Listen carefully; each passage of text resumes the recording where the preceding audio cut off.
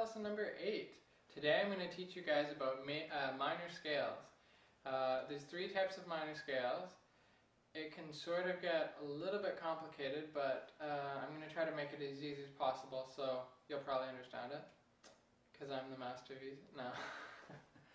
Sometimes I can get a bit confusing myself when I don't understand myself, but hey, I'm sure you guys will be able to follow along with us. There's 3 types of minor scales. Now, first of all, what is a minor scale?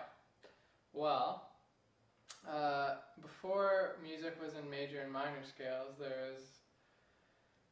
had things called church modes, and music was all based around these modes. And that is another whole other story, and it's not used as much these days. But they developed this whole new system, which they developed by tuning a piano differently, which is called equal temperament.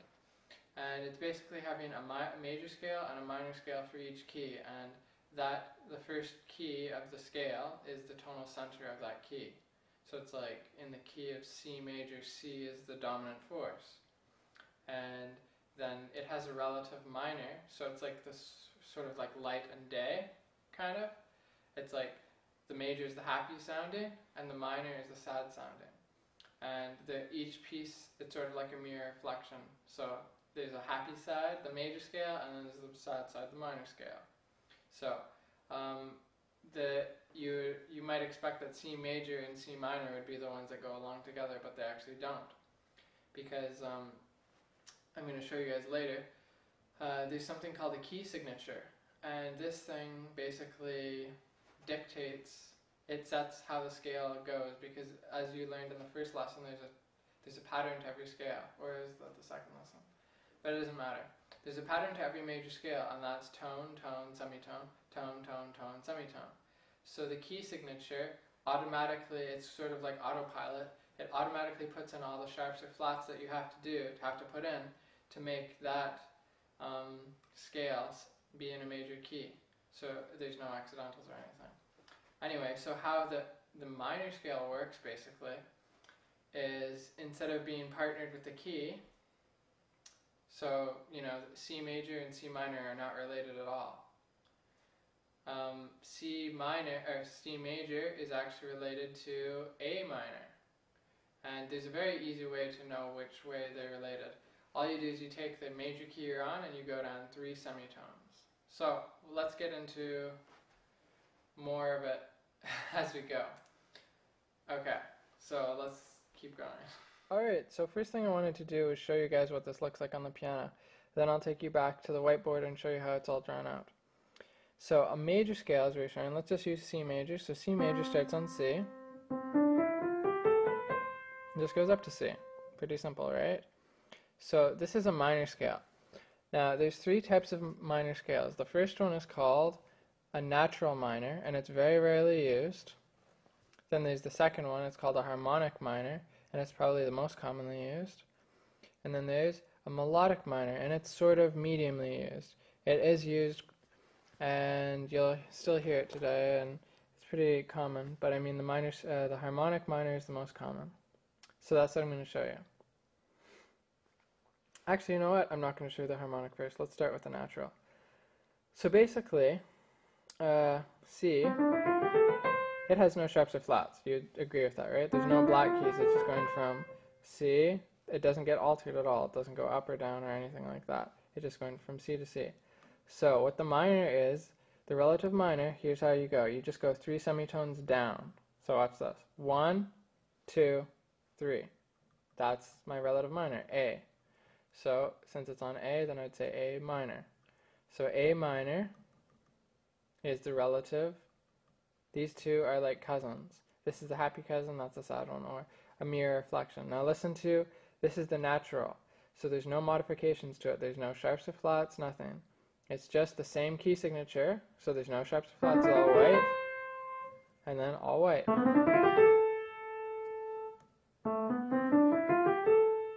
Okay, so that's A minor. Natural, it's just the same as C major, but 3 semitones lower. That's it. Pretty simple? Okay. Now, the harmonic minor is the 7th note raised up. Now, there's a complicated reason for this, and since this is probably the only video I'm going to do on minors, I'll talk about it. Basically, the old composers, they needed a way, because when you get into harmony, basically, there's something called a leading tone, and the leading tone, or the seventh note of the scale, pulls you back to the tonic. See, listen to this. Could I just stop there? It's like, oh, it's the grand finale, and you're just like, okay, so this key here, you can't just end on that. You can't.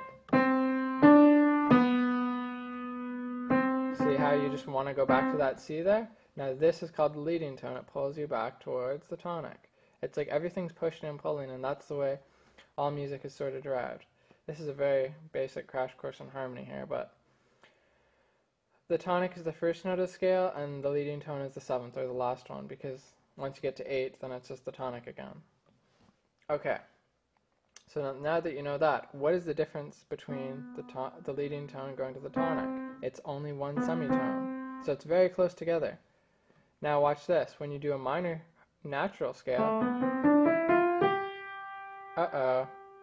there's a semitone missing. See, it's a full tone. This semitone isn't right there, so there's not that pull to go forward. You're just like, I can just sit here. So they wanted to keep that momentum going towards the tonic. So what they did is they actually altered. It's like they put the natural scale on steroids, and he's like, rah, I'm Beef and Buffy, and I will push you to the tonic, ah. Okay, yeah. I do a bad buff guy impression, but whatever. Okay. So yeah, you raise the seventh note up. Now listen to this. So, listen to the difference. See how it just pulls you in there? Now, this might sound a little familiar. This sounds a little bit like Arabian music, doesn't it?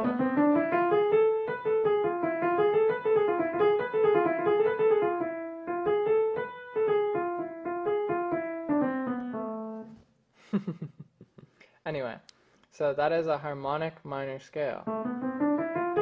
So the only rule with that is you have to raise the seventh note up one semitone above whatever its standard key signature is. So since both these scales have no key signature, it's just no sharps, no flats, they're the only scale that has this, they basically are related. And think of the key signature as like a signature that someone would have.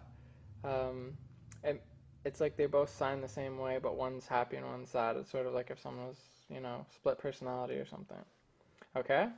So that's a harmonic minor scale. Now, what the melodic scale, the minor melodic scale, I'm getting all tongue twisted here. I don't know how you guys are going to follow along if your teacher can't even say the right thing, huh? Okay, anyway. So, the melodic minor scale is sort of an interesting story. To go back, you have to go into history, and the early church, the Catholic Church or whatever, I think something like that, in the Middle Ages, they outlawed the interval of a minor third or an augmented second. They said it was like demonic or something like that. So this is a minor third or augmented second. So if you just went up to a priest and you started singing that, then they'd be like, oh, you're a demon possessed, you must be thrown. No. Anyway, that's what history says, and that's what music history, when you study it, talks about. So, when you're in music, you are actually not allowed to write an interval of a minor second, an augmented second, or a minor third. Now, you probably don't know what an augmented second is when I'm talking about it. All augmented means is bigger. So there's a second, right? A major second, and it's bigger than a second. So it's an augmented second. That's it. Okay. So if you notice this, now since we've raised the seventh note in the harmonic scale, ooh, what is that? Oh, look, that's the dreaded augmented second. Oh! So if a person was writing this, maybe someone had to go to jail before they realized this, but if you write this, that would be illegal in whatever the world was at that time. So they had to write around it. So you could write a second or whole tone. So what they did is so that they could keep this whole pattern here. If they wanted to go up the scale, they weren't actually allowed to do that. So what they had to do was they raised this one up, because look at this. Now this is only a second or a whole tone apart. This is a whole tone and that's a semitone. So that's actually, that is a melodic scale, a minor melodic scale. There's no other, it's not like there's a major melodic, but to be specific, you know, minor melodic scale. So the 6th note and the 7th note are raised up one semitone. Now, here's the trick. Because when they're coming down, for some reason there's no need to have the, you know, the leading tone anymore raised. So they just lower everything back down. So what they do is on the way down you lower the notes. So it actually changes as you go down. Watch this.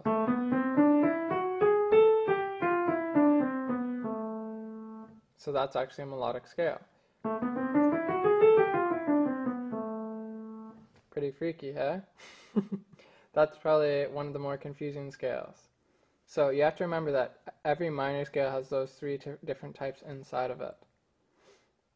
Now in my next lesson I'm going to show you the circle of fifths, which is one picture that can show you every scale in existence.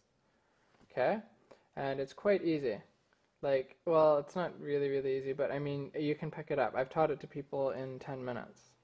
Like some of my students, I teach it to them and they know how to do it and they can write it out on a piece of paper with no help in 10 minutes. So, and those aren't just my really bright ones. I mean, pretty much anyone can learn it. Okay, so that's what these 3 scales look like on the keyboard. Now, let's go on to the piece of paper and I'll show you those, okay? Oh yeah, and one thing I wanted to add. Why they call it a harmonic minor is because it was used in harmony for chords. So if you had like something like this, or, right? That would be a way to go back instead of doing this. Like that just doesn't sound good. And if you're doing like an A minor, right? That just doesn't sound right. But if you do that,